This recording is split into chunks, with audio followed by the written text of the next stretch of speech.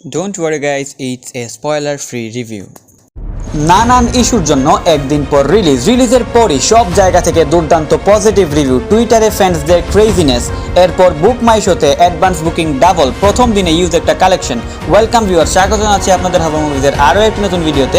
এবং আজকের এই ভিডিওতে আমি সুরিয়া অভিনীত কারুপ্পো মুভিটির রিভিউ এবং first day box office report breakdown করবো। তো চলুন আর দেরি না করে শুরু করা যাক। একাধিক জটিলতা কাটিয়ে গতকাল সকালে মুক্তি পেয়েছে সুরিয়ার বহুল প্রতীক্ষিত সিনেমা কারুপ্পো। মুক্তির শুরুতেই সিনেমাটি বক্স অফিসে বড়সড় ঝড়ের আভাস দিচ্ছে। সিনেমাটি বর্তমানে বুক মাই শোতে প্রতি ঘন্টায় 25 থেকে 26 হাজার টিকিট বিক্রির ল্যান্ডমার্ক স্পর্শ করেছে।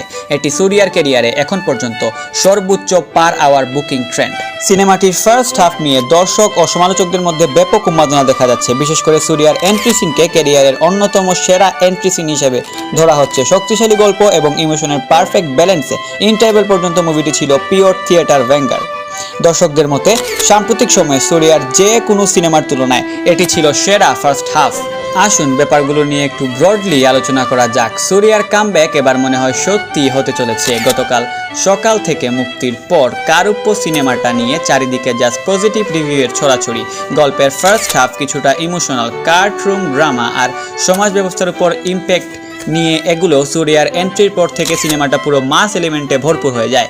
ফার্স্ট হাফের টুইস্ট আর ইন্টারভেলের সিকোয়েন্স এই সিনেমাটির অন্যতম বড় হাইলাইট। পরিচালক আর.জে. বালাজি সিনেমাটা বেশ টাইটলি বানিয়েছেন, এতটাই টাইটলি বানিয়েছেন যে অডিয়েন্সের বোর হওয়ার কোনো সুযোগই নেই।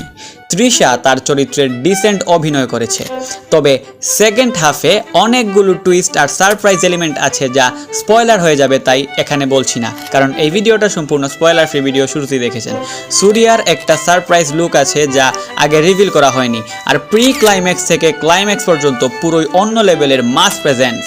এতদিন সুরিয়ার ফ্যান্সরা ঠিক এই সুরিয়াটাকে মিস করছিল, যেটি পরিচালক একদম নিখুঁতভাবে ফুটিয়ে তুলেছেন এবং সুদে আসলে উসল করেছেন ফ্যান্সদের চাওয়া পাওয়া সব কিছু।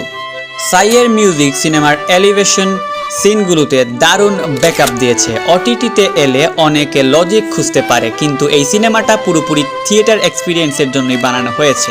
থিয়েটার ছাড়াও মোবাইল ফোনের ছোট স্ক্রিনে সিনেমাটা এতটাও এক্সপিরিয়েন্সিং বা এতটাও ইন্টারেস্টিং নাও হতে পারে। থালাপাতি বিজয় সিনেমা ছাড়ার পর মাস অডিয়েন্সের জন্য ঠিক এই ধরনের একটা মুভি দরকার ছিল। সব মিলিয়ে বড় পর্দায় দেখার জন্য এটা একটা পারফেক্ট সিনেমা। আর হ্যাঁ, মুভিটির শেষে এমন একটি পোস্ট ক্রেডিট সিন রাখা হয়েছে যেটিতে স্পষ্টভাবে পার্ট 2 এর ইঙ্গিত দেওয়া হয়েছে। সো ওয়াই নট, মুভিটি অবশ্যই দেখবেন। যারা সুযোগ আছে তারা অবশ্যই হলে গিয়ে দেখবেন, যাদের সুযোগ নেই তারা ওটিটি রিলিজের জন্য ওয়েট করবেন।